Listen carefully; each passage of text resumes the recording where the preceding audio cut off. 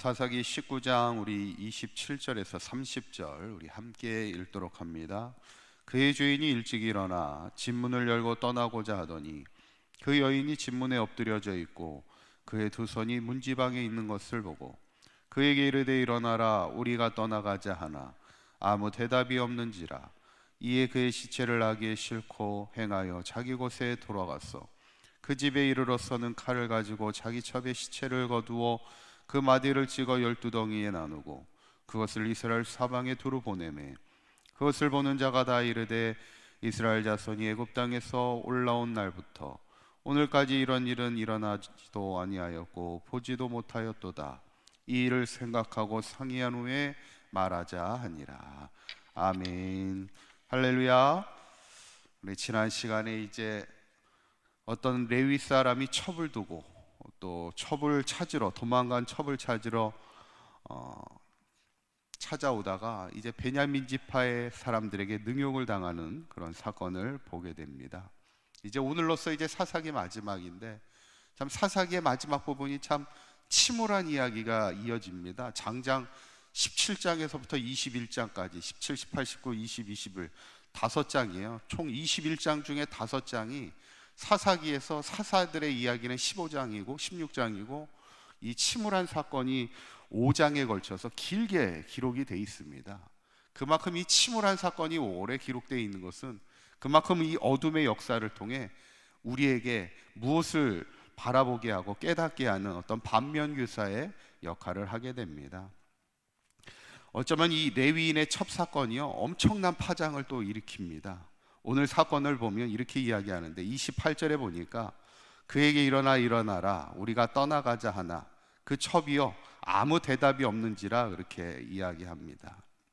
아무 대답이 없다는 게 뭐냐면 이제 죽음을 맞이했다는 겁니다. 어떻게 보면 참 안타까운 그런 상황이 벌어지게 되죠. 그때 레위인이 그 시체를 나귀에 싣고 이제 자기의 곳에 돌아오게 됩니다. 그리고는 어떻게 하냐면 29절에 보니까 그 집에 이르러서는 칼을 가지고 자기 첩의 시체를 거두어 그 마디를 찍어 12덩이에 나누고 그것을 이스라엘 사방에 두루 보내었다 이렇게 이야기합니다. 어떻게 보면 참 처참한 상황입니다. 자신의 첩을 12덩이를 내가지고 그 시체를 각 지파별로 보내어 어쩌면 이 베냐민 지파의 이 일들에 대해서 죄를 물어 처분해 달라는 겁니다. 참 이 사건을 보면 참 참혹한 사건이고 또 레위인도 참 어떻게 보면 부끄러움을 모르는 그런 사건입니다.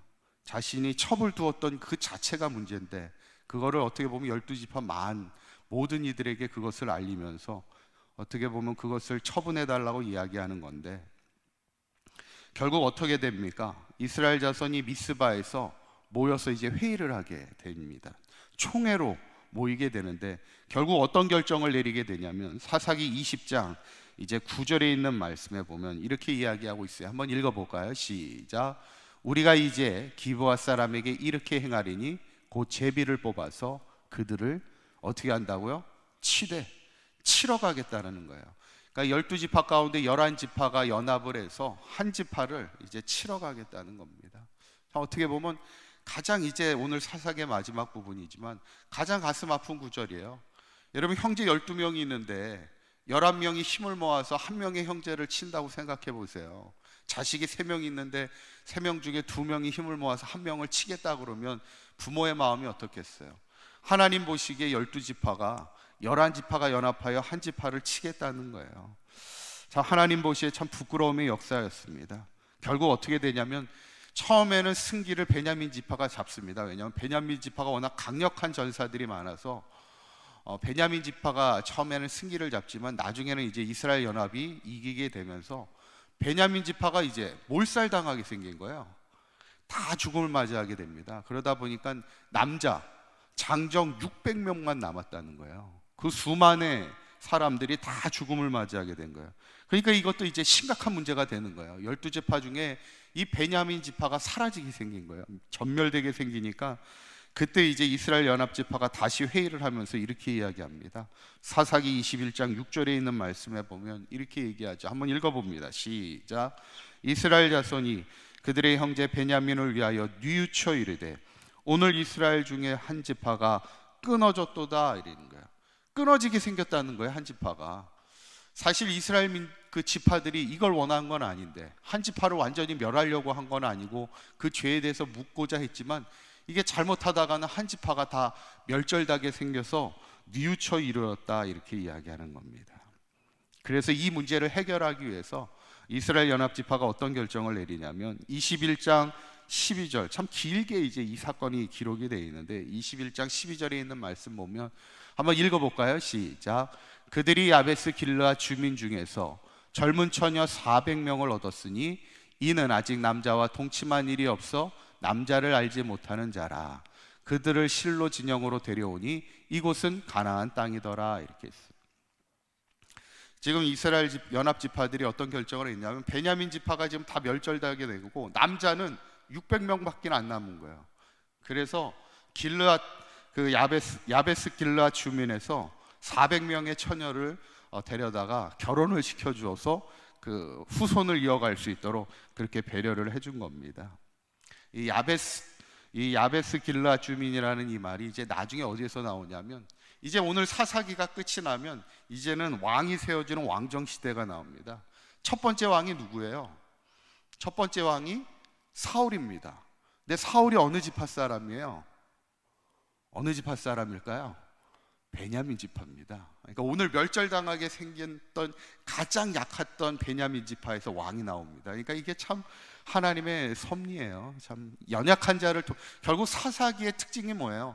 연약한 자를 통해서 하나님이 강하게 쓰시는 건데 왕도 가장 12지파 중에 가장 연약했던 가장 힘이 약했던 베냐민 지파에서 하나님이 왕을 세우시는 거예요. 그러니까 사람의 인간의 힘을 자랑하지 못하게 하시고 나중에 사울이 이제 죽음을 맞이하게 됩니다. 길보아 전투에서 죽음을 맞을 때 사울의 시신이 이제 블레셋에 의해서 성벽에 걸릴 때 그 성벽의 시신을 거두러 갔던 사람들이 누구냐면 야베스 길르앗 주민들이 가서 거두어 줍니다. 그만큼 이제 이 베냐민 지파와는 이게 뗄래야 뗄 수 없는 관계를 이곳에서 이제 맺게 되는데 오늘 이스라엘과 베냐민 자손의 싸움을 보면서 참 안타깝죠. 형제들 간에 이 싸우는 것을 보면서 이게 왜 그러냐면 결국에는 신앙의 원칙이 무너지다 보니까 형제들 간의 우애와 도리도 함께 무너지는 겁니다. 그러면서 사사기의 결론은 이 모든 정황에 대해서 이렇게 결론을 맺고 있는 거예요. 이제 사사기의 맨 마지막 구절입니다. 21장 25절에 있는 말씀이 사사기의 이제 결론이 마지막 구절인데 한번 읽어보죠. 시작. 그때 이스라엘에 왕이 없으므로 사람이 각기 자기의 소견에 옳은 대로 행하였더라. 이 구절은 전에도 한번 나왔던 구절입니다. 사사기의 이 암묵적인 시대를 뭐라고 얘기하냐면 신앙의 원칙이 무너진 채 하나님의 뜻을 따라 살아가는 게 아니라 각자 자기의 소견을 따라 행하다 보니까 영적인 질서는 무너지고 사회는 혼란에 빠지고 영적인 지도자들마저 성적으로 타락하게 되고 서로 형제들끼리 죽고 죽이는 정말 암묵적인 역사가 나타날 수밖에 없었던 것이 사사기의 말씀입니다.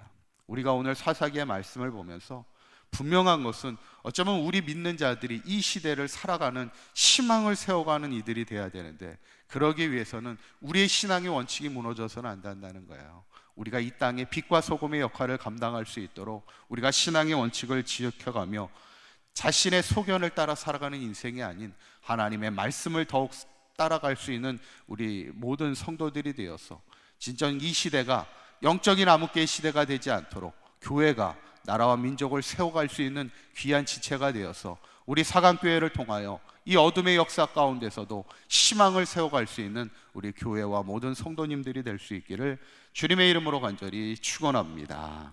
기도하시겠습니다. 고맙고 감사하신 하나님, 오늘 이제 사사기의 모든 말씀을 마치면서 신앙의 원칙이 무너지고 각자 자기의 옳은 소견을 따라 행하였던 사사시대의 어둠을 보면서 결국 그들의 삶을 통하여 영적인 질서가 무너지고 사회적인 질서가 무너지게 되는 것을 보게 됩니다. 바라기는 이 시대가 하나님 각자의 소견에 오른 대로 행하는 시대가 되지 않게 하시고 하나님의 말씀이 살아 움직이는 시대가 되게 하여 주시옵소서. 하나님, 영적으로 이 민족이 다시 한번 새롭게 일어나 부흥의 역사를 일어나게 하여 주셔서 한국교회가 다시 한번 빛과 소금의 역할을 감당하며 이 시대의 희망을 세워갈 수 있도록 인도하여 주시어서 교회가 살아날 때 이 나라와 민족이 살아나는 아름다운 역사가 나타나게 하여 주시옵소서. 오늘도 하나님의 말씀이 기준이 되어 살아가는 우리 사강교회 모든 성도들 되게 하여 주시어서 이 땅에 희망이 되며 빛과 소금의 역할을 등이 감당하는 우리 사강교회와 모든 성도들 되게 하여 주시옵소서. 우리 주 예수 그리스도의 이름으로 기도하옵나이다. 아멘.